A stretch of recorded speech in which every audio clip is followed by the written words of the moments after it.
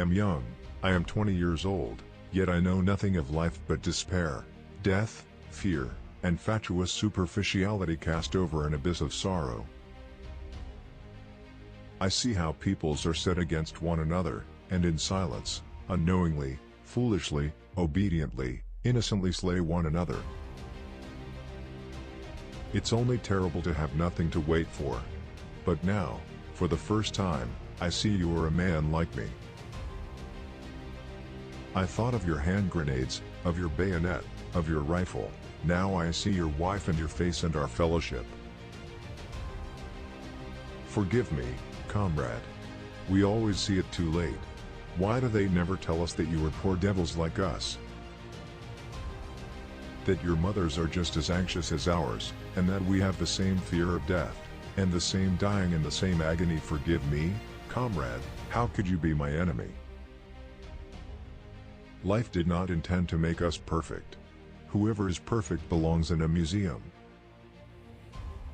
We are not youth any longer. We don't want to take the world by storm. We are fleeing. We fly from ourselves. From our life.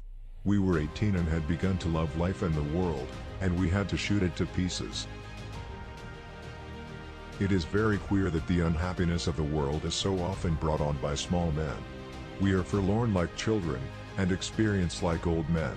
We are crude and sorrowful and superficial. I believe we are lost. I did not want to think so much about her. I wanted to take her as an unexpected, delightful gift, that had come and would go again. Nothing more. I meant not to give room to the thought that it could ever be more. I knew too well that all love has the desire for eternity and that therein lies its eternal torment. Nothing lasts. Nothing. We were all at once terribly alone, and alone we must see it through. This book is to be neither an accusation nor a confession, and least of all an adventure, for death is not an adventure to those who stand face to face with it.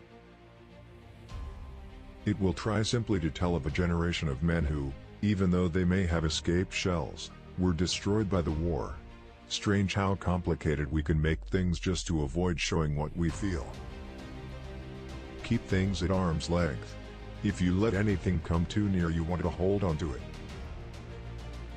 And there is nothing a man can hold on to. Life is a disease, brother, and death begins already at birth. Every breath, every heartbeat, is a moment of dying, a little shove toward the end. How senseless is everything that can ever be written, done, or thought, when such things are possible. It must be all lies and of no account when the culture of 1,000 years could not prevent this stream of blood being poured out. These torture chambers in their hundreds of thousands.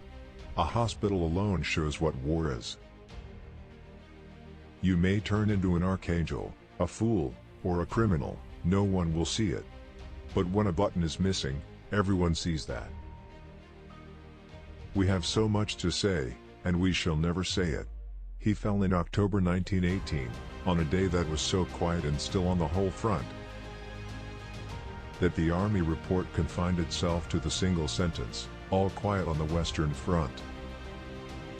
He had fallen forward and lay on the earth as though sleeping. Turning him over, one saw that he could not have suffered long.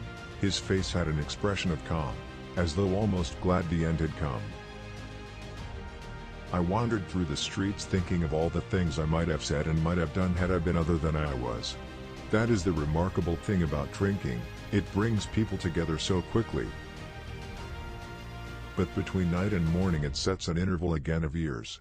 We are little flames poorly sheltered by frail walls against the storm of dissolution and madness, in which we flicker and sometimes almost go out.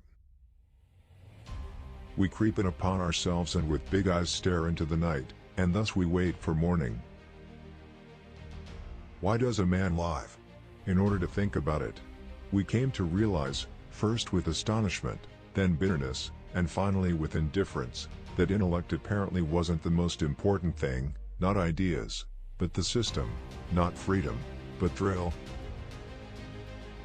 We had joined up with enthusiasm and with goodwill, but they did everything to knock that out of us. We were 18 and had begun to love life and the world. And we had to shoot it to pieces. The first bomb, the first explosion, burst in our hearts. We are cut off from activity, from striving, from progress. We believe in such things no longer, we believe in the war. All quiet on the Western Front, ch. 5. I want that quiet rapture again. I wanted to feel the same powerful, nameless urge that I used to feel when I turned to my books. The breath of desire that then arose from the colored backs of the books, shall fill me again. Melt the heavy, dead lump of lead that lies somewhere in me and waken again the impatience of the future, the quick joy in the world of thought, it shall bring back again the lost eagerness of my youth. I sit and wait. Bombardment, barrage, curtain fire, mines, gas, tanks, machine guns, hand grenades, words, but they hold the horror of the world. Modesty and conscientiousness receive their reward only in novels. In life they are exploited and then shoved aside. Erich Maria Remarque.